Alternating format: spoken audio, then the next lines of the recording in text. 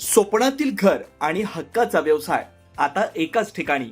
राहता साकूर येथील एअरपोर्ट रोडवर आम्ही घेऊन आलोय एक भव्य डेव्हलपमेंट प्रोजेक्ट इराज पार्क.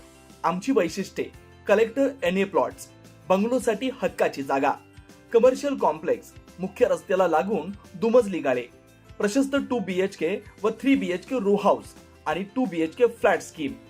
तयार दर्जेदार पायाभूत सुविधा, 9 व 12 मीटरचे सिमेंट कॉन्क्रीट रस्ते, अंडरग्राउंड ड्रेनेज आणि वॉटर सप्लाय व स्ट्रीट लाईटनी सुसज्ज. Ready club house, open gym, मुलांसाठी प्ले एरिया आणि सुंदर गार्डन. सुंदर असे प्रभू श्रीराम मंदिर प्रोजेक्ट मध्येच. पत्ता: सर्वे नंबर 97/1, एअरपोर्ट रोड, उपासनी महाराज मंदिराजवळ, साकुरी, राहता. आजच संपर्क करा 8550 99 70 70. नाशिक, मिरगाव, राहता तसंच विविध ठिकाणी अंमलबजावणी संचालनालय उर्फ ईडी यांच्याकडून भोंदू अशोक खरात प्रकरणात मोठ्या प्रमाणात धाडसत्र सुरू आहे. राहता समता पतसंस्थेच्या शाखेत सोमवारी अंमलबजावणी संचालनालय यांचे वरिष्ठ अधिकाऱ्यांचं पथक दाखल झालं. शाखेतील आर्थिक व्यवहारांची दिवसभर सखोल चौकशी सुरू आहे. ईडीचं पथक हे केंद्राचं असल्यामुळं राहता शहरात ईडीचं पथक अचानक आल्यानं नागरिकांमध्ये मोठ्या प्रमाणात चर्चा सुरू होती. मिळालेल्या माहितीनुसार समता पतसंस्थेत अशोक खरात नॉमिनी असणारी तब्बल 100 खाती असल्याचं समोर आलं आहे. या खात्यांवरून सुमारे 60 कोटीवरून अधिक आर्थिक व्यवहार झाल्याचा संशय व्यक्त केला जातोय.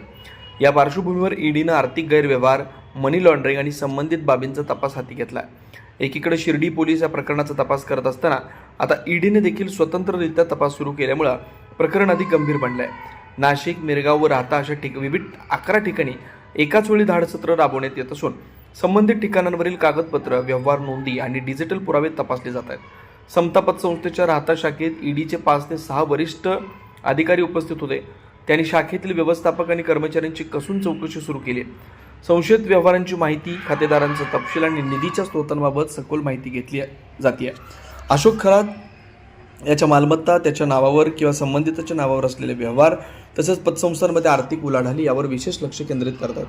ईडीचं पथक यांच्याकडून चौकशी सुरू असून एवढ्या मोठ्या प्रमाणात ही खाती कशी उघडली गेली, या खात्यांवर व्यवहार करणारे कोण होते, एवढे मोठे व्यवहार या खात्यावर कशा प्रकारे झाले, हा सर्व तपास ईडी पथकाकडून करण्यात येत असल्याचं समजतं. समता पतसंस्थेचा कारभार ईडीच्या तपास यंत्रणेवर आहे. या कारवाईमुळे येत्या काळात आणखी मोठे खुलासे होण्याची शक्यता आहे. धक्कादायक माहिती समोर येण्याची शक्यता वर्तवली जाते.